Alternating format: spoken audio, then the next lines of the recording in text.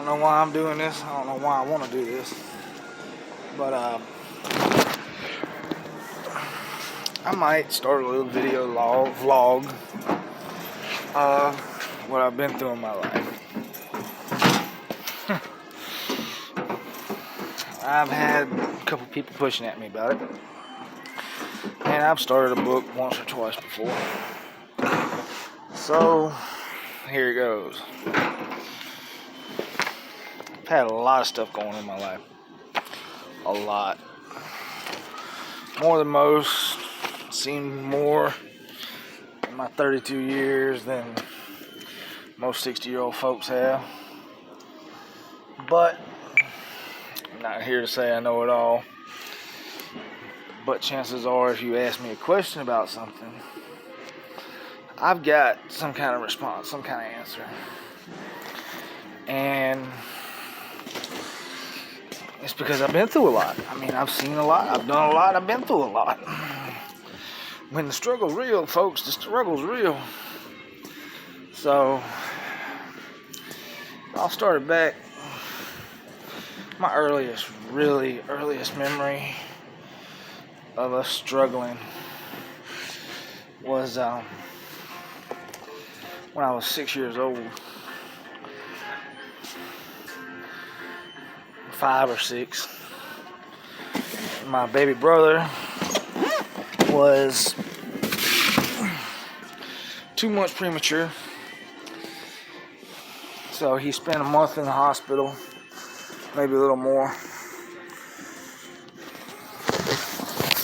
So my dad was a truck driver, my mom was a stay-at-home mom. It was what it was. Both were addicts at one time or another. Anyway, that's besides the point. The first real bad thing I remember is going fishing for the first time.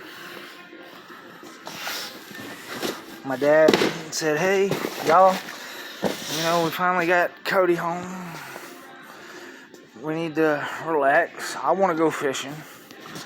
I want to take y'all fishing," which is me and my brother Ricky, which is the middle brother.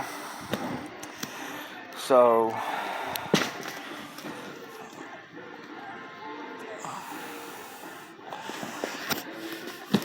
we went fishing. Had a good time for most of it.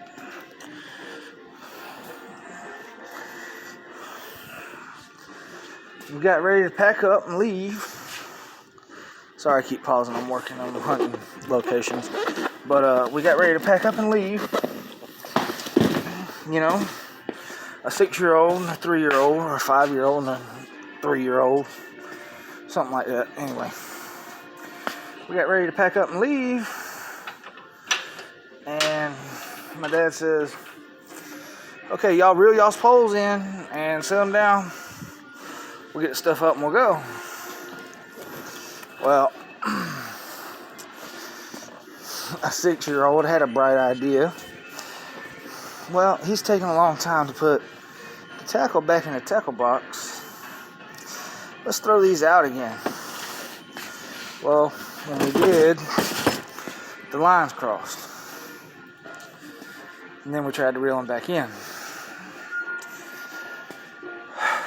The lines entangled.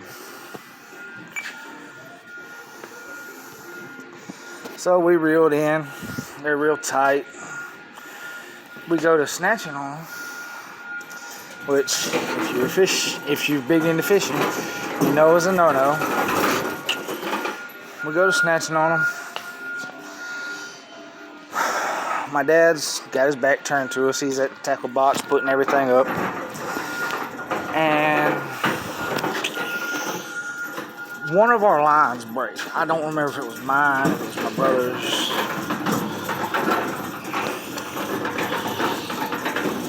The end of this fishing pole, the eye where the line goes through, popped forward, hit me in my eye. destroying every part of my eye, or damaging every part of my eye, tore out part of my optic nerve away. So I'm sitting here, the hook hooked the skin beside my eye. I'm sitting here, I'm bleeding, I'm in immediate shock. And my dad turns around and he sees blood drip from my eye. So he looks at us and he says, "What happened?" And of course, neither of us can talk. We're like, "What the fuck?" And he says, "Go get in the car. We gotta go." At that point, he scoops everything up. And as me and my brother are running to the car, I look at him and I still feel guilty about it to this day.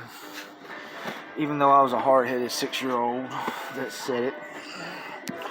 I looked at him and I said, "This is your fault. This is all your fault." Knowing good and well everything was my plan.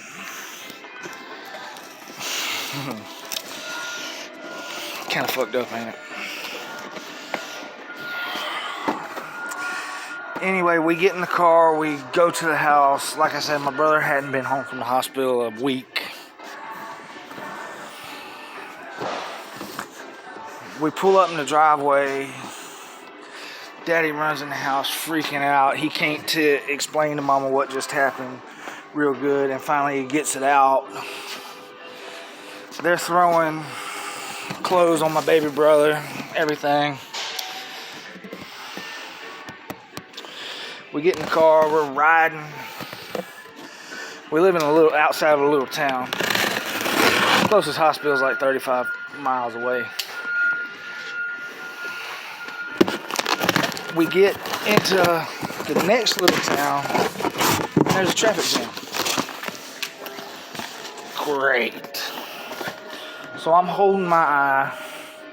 My mama's sitting in the back seat. She's got her hand on me saying, she's sorry, it'll never happen again. Nothing like this will ever happen again. At 6 years old, I grabbed my mama's hand. I looked at her and I said, "Mama, it's okay. I still got one good eye to see you out of." Of course, that turned on the waterworks.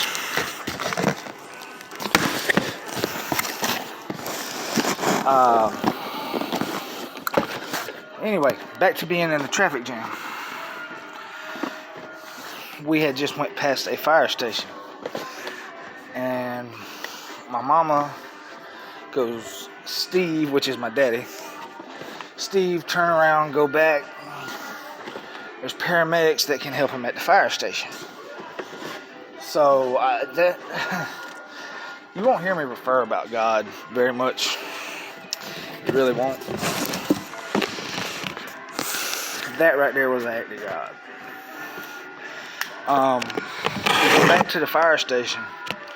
There happens to be a firefighter there, or a paramedic, that has had his eye put out with a 16 penny nail that ricocheted out of a board. And I remember this clear as a bell, I really do.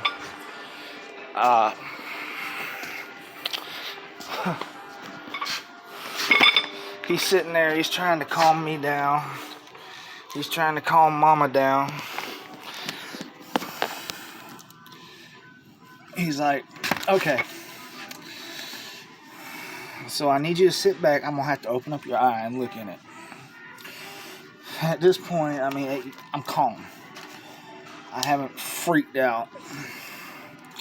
I'm not in serious pain. So he looks at my eye. He tells his buddies, he said, "Y'all, get this kid in the ambulance, get him to Eggleston Children's Hospital right now." So got to Eggleston Children's Hospital.